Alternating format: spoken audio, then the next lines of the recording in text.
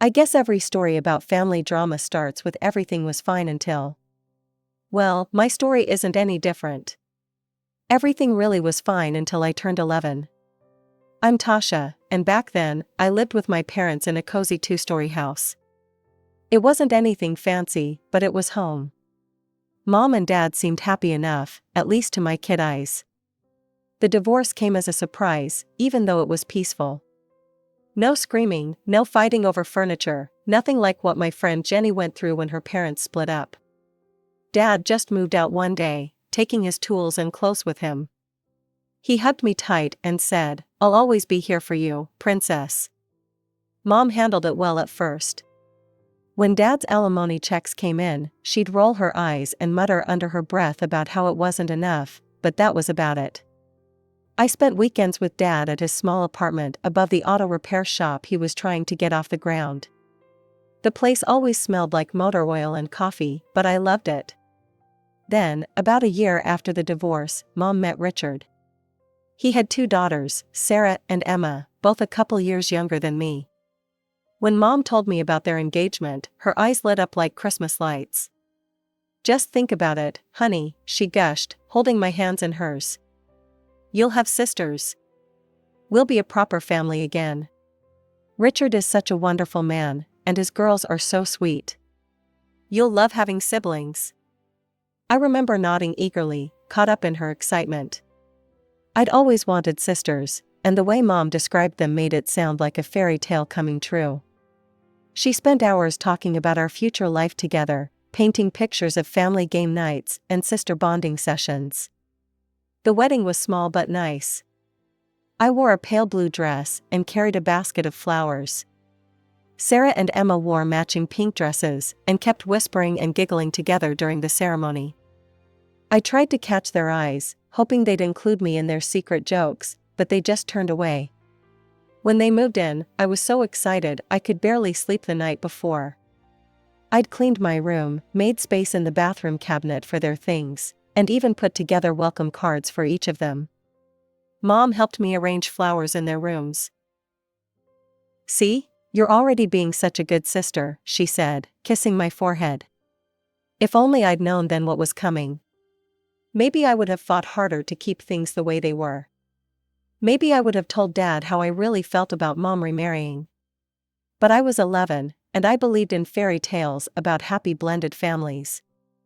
It took exactly 3 days for my fairy tale to turn into a nightmare. On the 4th morning after they moved in, I woke up early as usual to get ready for school. But when I tried to go into the bathroom, the door was locked. "Just a minute," Sarah called out in a sing-song voice. That minute turned into 45. I kept knocking, telling them I needed to get ready for school, but all I heard was giggling and the hairdryer running. When they finally came out, both Sarah and Emma were perfectly groomed, wearing matching outfits. "Beauty takes time," Emma smirked as they passed me. "You should know that." "Oh wait, maybe you don't." I barely had time to brush my teeth before the school bus came. That became our new morning routine, them hogging the bathroom while I waited, usually ending up being late or rushing. But the bathroom was just the beginning.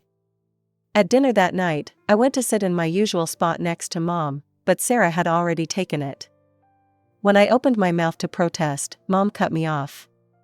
"Tasha, honey, why don't you sit over there?" She pointed to the chair furthest from her, next to the edge of the table. "It's just a chair, don't make a fuss." I watched as Mom served Sarah and Emma first, cutting their meat into perfect pieces, asking if they wanted more juice, fussing over them like she used to fuss over me. Richard beamed at the scene, while I picked at my food in silence. Things got worse when Sarah spotted my collection of hair accessories, the ones Mom and I had bought together during our weekly shopping trips. "Oh my God, Emma, look at these," Sarah exclaimed, pulling out my favorite butterfly clips. "They'd look so much better on us." "Those are mine," I said, trying to take them back. "Girls should share," Mom said firmly. "Tasha, don't be greedy. Sarah and Emma are your sisters now." After that, Sarah and Emma started calling me Greedy Tasha whenever adults weren't listening. But that wasn't enough for them. My textbooks would mysteriously end up with torn pages. My clothes would get accidentally stained with nail polish. My homework would vanish, only to reappear crumpled in the trash. Every time I tried to tell Mom, she'd shake her head disapprovingly. "Tasha, stop trying to get attention. I know this adjustment is hard, but making up stories about your sisters isn't the way to handle it." "They're not my sisters," I finally snapped one day after finding my favorite sweater with a huge hole in it. That earned me a lecture from both Mom and Richard about family and gratitude. But the final blow came a week later when Mom announced she was reorganizing the bedrooms. "Sarah and Emma need more space for their things," she explained, not quite meeting my eyes. "Your room has better closets, so they'll take that one. We've already moved your stuff to the small room next to the laundry." The small room was basically a glorified closet with a window. It barely fit my bed and dresser. When I saw all my things crammed into that tiny space, something inside me broke a little. This wasn't just about a room, it was about my place in this family, or rather, my lack of one. Richard wasn't content just letting his daughters torment me, he had to join in too. Any little thing I did wrong became proof that I was a difficult child. If I was quiet, I was sulking. If I spoke up, I was being disruptive. I couldn't win. "Just like your father," he'd say, shaking his head whenever I didn't meet his impossible standards. Always causing problems. The apple doesn't fall far from the tree, does it? The funny thing was, Dad was actually doing pretty well with his auto repair business. He specialized in luxury cars, and while it was tough at first, he was slowly building a solid reputation. I never told Richard this, though. Let him think what he wanted. My weekends with Dad became my lifeline. We'd order pizza, watch old movies, and he'd tell me stories about the fancy cars he was working on. Sometimes I'd sit in his office while he did paperwork, just enjoying the peaceful atmosphere. "How are things at home, Princess?" he'd ask occasionally, and I'd always say fine. He had enough on his plate, working long hours to get his business off the ground. The last thing he needed was to worry about me too. The years crawled by. I threw myself into my studies, spending as much time as possible at the library or with friends. Anything to avoid being home. Before I knew it, high school graduation was approaching. I'd applied to several colleges. I got acceptance letters from most of them. I was over the moon, finally, a chance to get away, to start fresh. The day after graduation, I couldn't contain my excitement anymore. We were all sitting at dinner, and I decided to share my news. "I got accepted to several colleges," I announced, pulling out the acceptance letters. "Even got offered some partial scholarships. I really like the business program at." Richard's laugh cut through my words like a knife. Not a genuine laugh, one of those mocking ones that makes your stomach sink. "College?" he sneered. "And who exactly is going to pay for that? Your loser father? The guy who can barely keep his little garage afloat?" I stared at him, the letters suddenly feeling heavy in my hands. "I have scholarships, and I can get loans." "Don't be ridiculous," he interrupted. "We're not co-signing any loans for you. We're saving our money for Sarah and Emma's education." I turned to Mom, desperately hoping she'd stand up for me, defend me, be my mother for once. She just looked down at her plate. "Richard's right, honey," she said softly. "We need to think about the girl's future." Something inside me snapped.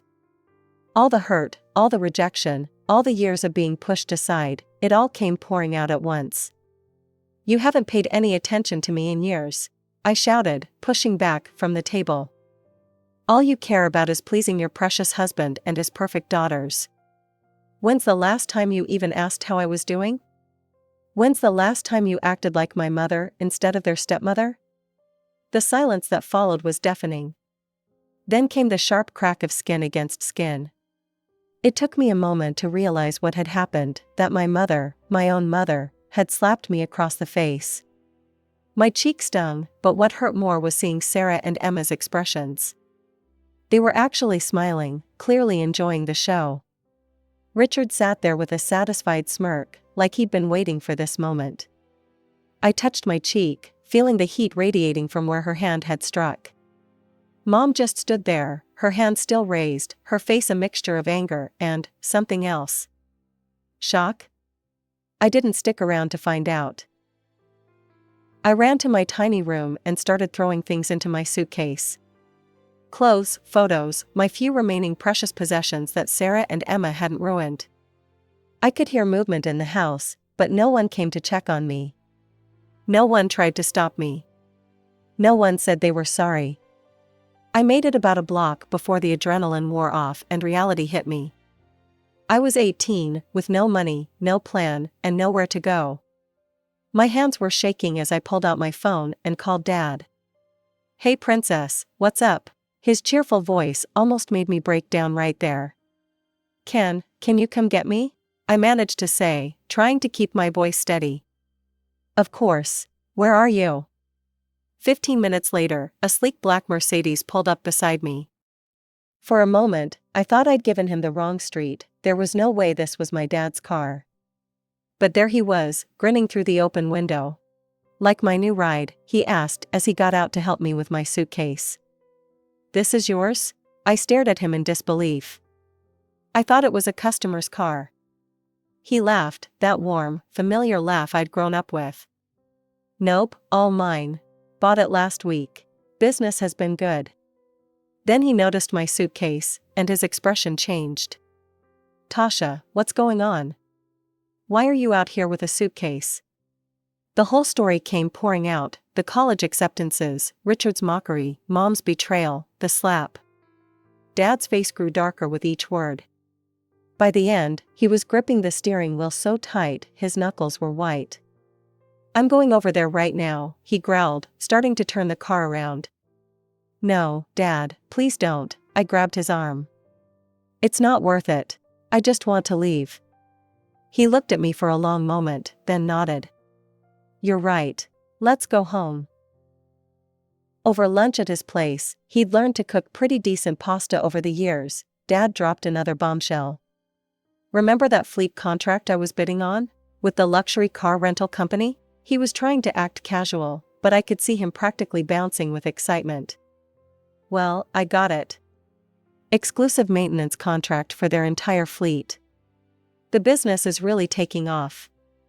I was genuinely happy for him, but I must have looked a bit dejected thinking about my own situation, because he quickly added, "And you know what else? I've been saving money for years, putting aside whatever I could for your college fund. It's not enough for an Ivy League school, but combined with your scholarships." I nearly choked on my pasta. You've been saving for my college?" He reached across the table and squeezed my hand. "Of course I have, princess. Did you really think I'd let Richard be right about me?" For the first time that day, I started crying, but these were happy tears. All those years I'd spent protecting Dad from my problems, and here he'd been quietly planning for my future the whole time. I decided to keep my college plans secret from Mom and her perfect family.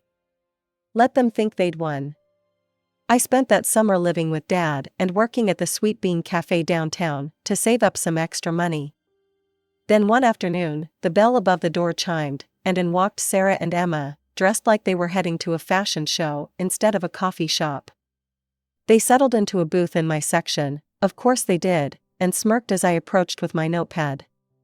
Well, Sarah drawled, loud enough for nearby customers to hear. "Looks like someone found their true calling." Emma snickered. "Yeah, we just wanted to see how the other half lives, before we head off to college in the fall. Dad's already picked out the perfect schools for us." "Can I take your order?" I kept my voice professional, fighting back a smile. If they only knew. "Oh, you'll probably still be taking orders when we graduate," Sarah continued, examining her manicured nails. "But don't worry, maybe we'll leave you nice tips when we visit home from college." I just smiled and wrote down their complicated, half-CAF, extra hot drink orders. Let them have their moment. I knew where I was headed. That fall, I started college in the neighboring state. I threw myself into my business classes, made new friends, and started building a life that had nothing to do with my past. Mom never called to apologize for the slap or for anything else. I didn't call her either. Dad visited whenever he could, and we talked almost every day. 4 years flew by. I graduated with honors and landed a job at a marketing firm in the same city as my college. Starting salary wasn't huge, but it was enough to rent a small apartment and live comfortably. I worked hard, stayed late, took on extra projects. My bosses noticed. The promotions started coming. First junior manager, then senior manager, then team leader. Each one came with a nice bump in pay. I was able to start saving serious money for the first time in my life. Then one day, Dad showed up at my apartment with a massive grin on his face. His business had expanded to 3 locations, and he'd just signed contracts with 2 more luxury car rental companies. "I want you to have this," he said, pulling out a cashier's check. The amount made me dizzy. "It's for a down payment on your own place. You've worked so hard, princess. You deserve this." 2 months later, I was moving into my own apartment, not rented, owned. More raises came. More promotions. I started thinking about buying a house, something with a garden maybe, in one of those quiet neighborhoods outside the city. Then one evening, my phone rang. Unknown number. "Tasha?" The voice was hesitant, familiar in a way that made my stomach clench. It's Mom. "I think it's time we talked. I want to try to fix things between us." "Okay," I heard myself say. "Let's talk." We agreed to meet at a small cafe downtown, neutral territory. When Mom walked in, I almost didn't recognize her. She looked older, tired, nothing like the confident woman who had chosen her new family over me years ago. "You look wonderful," she said, sliding into the seat across from me. Her hands were shaking slightly as she arranged her napkin. We made awkward small talk about the weather and my job until the waitress brought our coffee.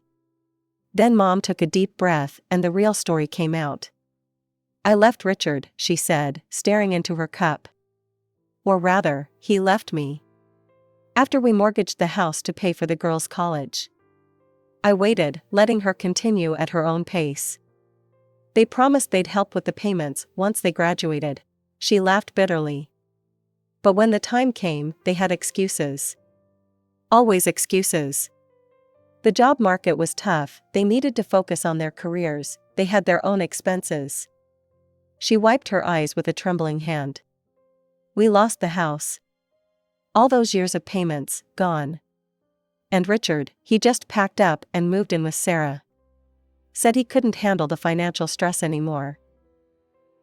"Mom," I started, but she held up her hand. "Please, let me finish. I was wrong, Tasha. I chose them over you. I let them hurt you. I hurt you. And I am so sorry." The tears in her eyes were real. The tremor in her voice was real. And despite everything, despite all the years of pain and rejection, I found myself reaching across the table to take her hand. "I forgive you," I said softly, surprising myself with how much I meant it. The next few days, I couldn't stop thinking about our conversation. About Mom, alone and homeless after giving everything to people who had given nothing back. It felt like karma, in a way, but it didn't make me happy. Instead, I felt a strange mix of sadness and opportunity, a chance to be the bigger person. I called her on a Wednesday evening. "I've been thinking about buying a house," I said after we exchanged hellos. "Something in the old neighborhood, with a garden maybe. It would be too big for just me, but maybe you'd like to live there?" I took a week off work and flew home to house hunt. Found a beautiful place just outside town, nothing fancy, but solid and welcoming, with a wraparound porch and mature trees in the yard. Mom cried when she saw it. When Dad heard about my decision, I expected him to be upset. Instead, he surprised me. "You've got a bigger heart than most, princess," he said, hugging me tight. "I'm proud of you." The next few months fell into a pleasant routine. I'd fly in for weekend visits, spend time with Dad first, then head over to the new house to see Mom. We were rebuilding our relationship slowly but surely. She seemed happier, more like the mom I remembered from childhood. During one visit, I noticed some unfamiliar things in the house: men's boots by the door, a jacket I didn't recognize hanging in the hallway. "Oh, just a friend visiting," Mom said quickly when I asked. "You know how it is." I didn't think much of it at the time. Maybe I should have. The call came on a Tuesday morning. I was just settling into work when my phone lit up with Aunt Carol's number. "Tasha, honey," she said, her voice hesitant. "There's something you need to know. It's about your mother. Well, Richard's living in the house. Him and his daughters. They moved in months ago."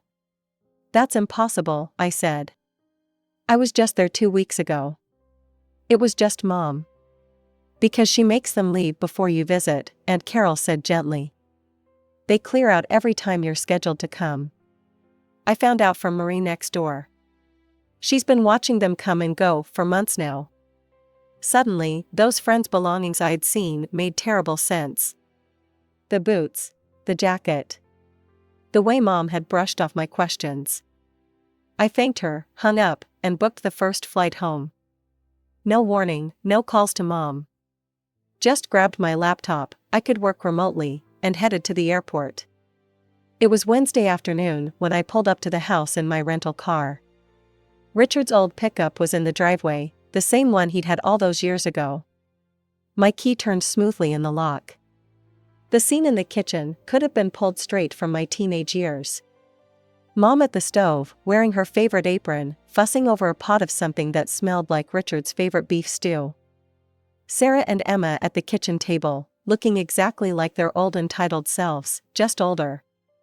Richard in his usual chair, reading the newspaper. Mom saw me first. The wooden spoon she was holding clattered to the floor. "Tasha," her face went white.